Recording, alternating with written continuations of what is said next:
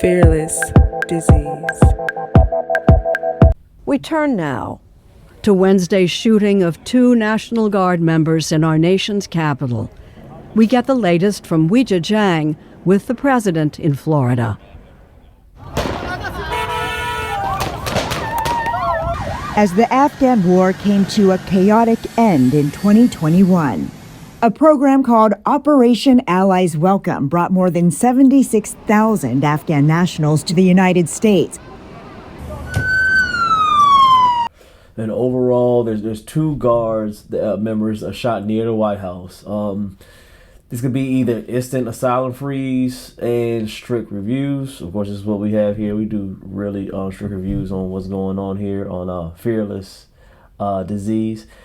Is this baby kind of like a coincidence or a calculated chaos right now? Do you think this is really happening? Do you think it was planned? We'll still continue to dig on this every single day until this simmers down. Including the man accused of killing 20-year-old Sarah Beckstrom and critically wounding 24-year-old Andrew Wolf, both members of the National Guard. They were deployed from West Virginia, part of President Trump's order to activate the National Guard in Washington, D.C., after declaring a public safety emergency. The president blames the Biden administration for allowing the suspected shooter to enter the U.S.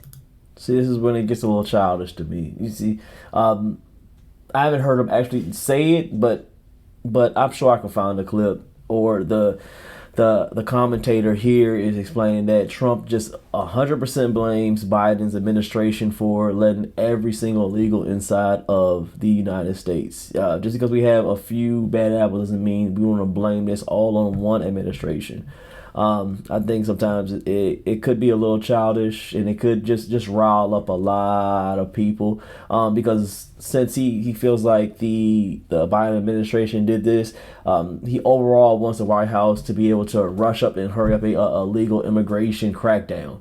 And basically this is going to tie into the Honduran election balancing. And Trump threatens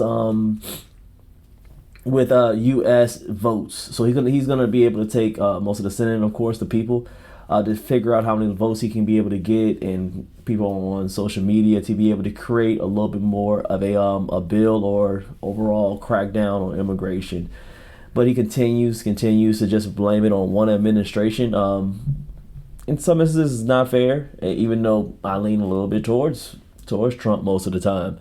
But you can't 100% just blame one whole administration, just one person, which is, of course, Biden, that this happened.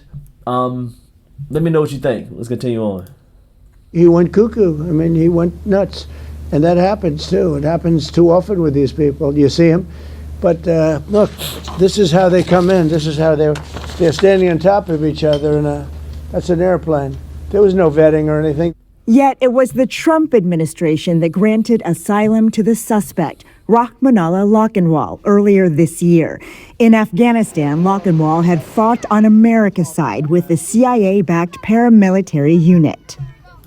See, how would you know that? I mean, as you see, you hear that, right? So this particular person, they're saying that the Trump administration gave him papers and just to show, hey, he's a good U.S. American. He's come over here to actually be on our side, and actually he was in the army on our side. So how were we supposed to 100% know that he was going to be able to do something like this, just to be able to snap, or was this planned before? Either way, we wouldn't have known. So you can't, like I said earlier, if just because we let a whole bunch of immigrants in, and they said, of course, the Biden administration did it, but then on the other side, Trump let some people in. He gave asylum to this person that of course did this shooting. So are we going to be mad at Trump because he unknowingly let this immigrant in and this happened, and then just 100% just be mad at the Biden administration for letting overall more immigrants in? You can't play both sides. The shooting has prompted President Trump to announce new anti-immigration policy proposals. On Friday, the State Department ordered a hold on issuing visas to Afghan passport holders, and the U.S. has paused all asylum applications. See, now they want to pause every single thing over a few bad apples. Some people will scream out, of course, secure the border, and some people will say hypocrisy on burdens right now. Everybody's in the win because just because out of maybe 1,000 people, one or two people to mess it up for everybody, you can't just label a whole community, a whole country, or a population of people say they're bad just because one or two bad apples. I don't think this is a good look for America, but I do understand why they want to do this crackdown. You got to make people aware because out of the next 1,000 that come in, there are going to be a few bad apples. But if you do this restriction and you say that, all right, we're going to check everybody real closely and just for a short period of time, we're going to stop every single thing, that's going to help in the long run. I think so. But you just can't, in the future, just blame every single body that comes through over the borders to come over here on our beautiful, United States, that they're just labeled as bad people. Most of them have, I think, an agenda that they just want to come over and build a better life. And there's always going to be a few that just don't care and they want to create chaos over here. It's just how it goes with any group of people. There will also be a review of all green card holders from 19, quote, countries of concern, including Iran, Venezuela, and Afghanistan, that were already part of a travel ban implemented earlier this year.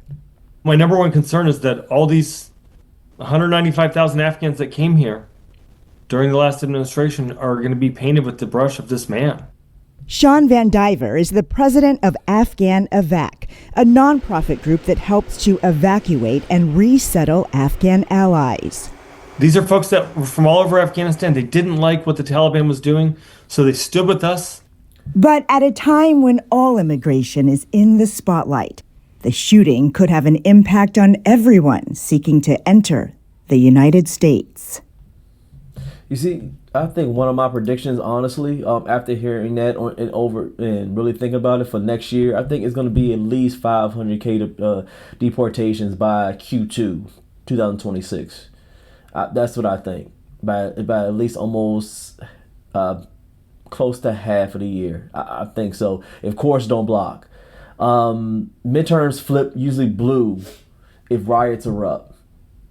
But red if it sticks. It all depends. That's my prediction, up and down. It really all depends. That's the most I got on this. We'll see by tomorrow. Honestly, the border just got real. It just got real. Honestly, we're gonna do something different, man. Drop in the comments, crack down if you back it, or if not, just say I may be wrong on this one. Y'all let me know. We'll see you guys tomorrow. I appreciate you.